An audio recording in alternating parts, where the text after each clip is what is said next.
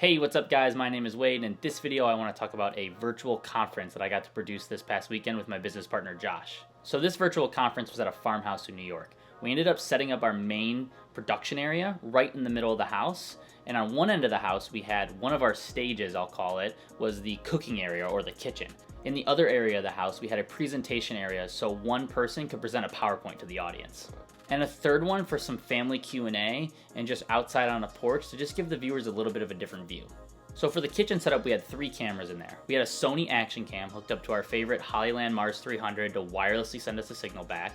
This Sony action cam was great for getting stove shots, up close food shots, and it's always nice to have a camera that you could literally move anywhere and it's not connected really to any wires. Our main camera was a Blackmagic Mini Ursa.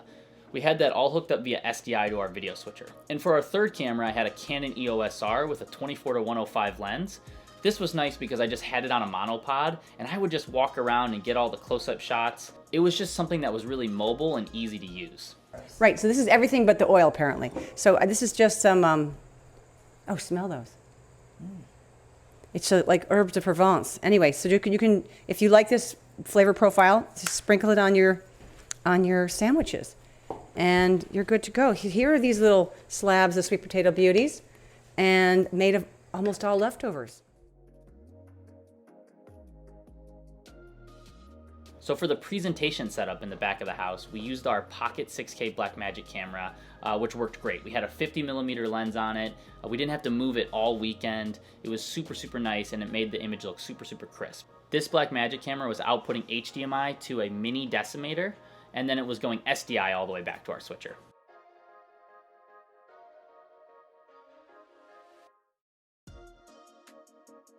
And actually for audio in that room, we just used a Sennheiser shotgun mic, and it seemed to pick up everything really well because it was pretty isolated from the rest of the house. Brian Hart was moved by reading John Robbins' book, Diet for a New America. And lo and behold, he's now married into this crazy, wonderful, plant-based Esselstyn family.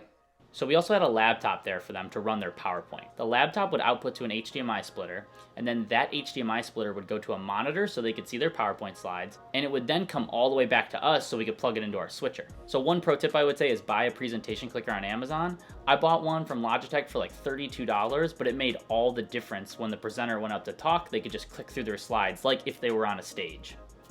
So for the setup on the porch, we ran a 200-foot SDI cable and hooked it up to one of our Sony camcorders. We ended up just giving them a handheld mic to pass back and forth so they didn't talk over each other, and we thought that just worked the best. A lot of the guys at the firehouse, when I first introduced this to them back in 2003, 2004, would complain about the bloating, but what happens is... I'm just talking about one vegetable for a minute. Kale is amazing how you can eat it. You can cook the kale out of your garden, and you can strip it off the spine because the spine's not edible.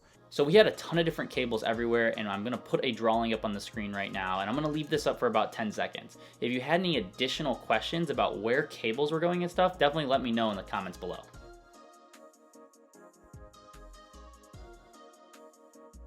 So after we had both stages set up, we ran all that back to our Blackmagic ATEM switcher, which we absolutely love. After we run everything to our switcher, we run it over to our mini HyperDeck recorder.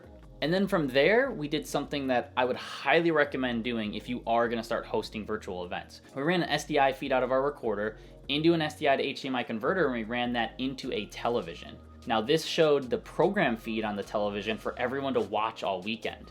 So when someone was in the back of the house giving a presentation, people at the front of the house could actually watch it. It really brings a lot of value to your client when they can see how crisp and good the image looks right on a big 50-inch television. So that was just a setup, but at the end of the day, we took an HDMI feed of all these cameras and the PowerPoint slides, and we outputted that to a Magewell capture card. That Magewell capture card plugged into my MacBook Pro, and it ran on a software called Hopin. So if you haven't heard of Hopin yet, it's the virtual conference software that made this whole weekend possible. Hopin allows you to either connect via your webcam, or it allows you to connect via capture card like we did. Now there were remote attendees for this event, and a lot of them just used their webcam feed or their webcam audio. For us, like I mentioned, we just took our Magewell capture card and we plugged it right into my computer, which then connected to the Hopin software right away. So if you plan on doing any virtual conferences, I'm gonna give you 3 of my tips that I think really made the weekend a lot better. So tip number 1 is make the background as interesting as possible. When you're a viewer, you don't wanna see people right up against a white wall or anything like that. You kinda wanna see what environment they're in. So for the presentation setup, I was actually kind of settled on this kind of dull, boring shot because I thought the lighting looked good. But my business partner, Josh, moved it to another area, put some stuff in the background, and he actually made it look really, really good. This is also why we had them out on the porch. We just thought it would be interesting and something different for the viewer to see.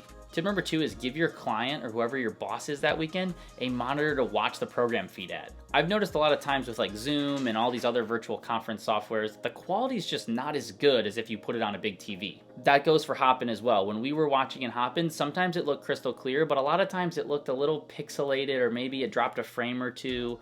But that's all due to the internet, we think. I think it was really a big hit to have it up on the big TV in the front room so everyone could watch and they could see what kind of quality we were producing.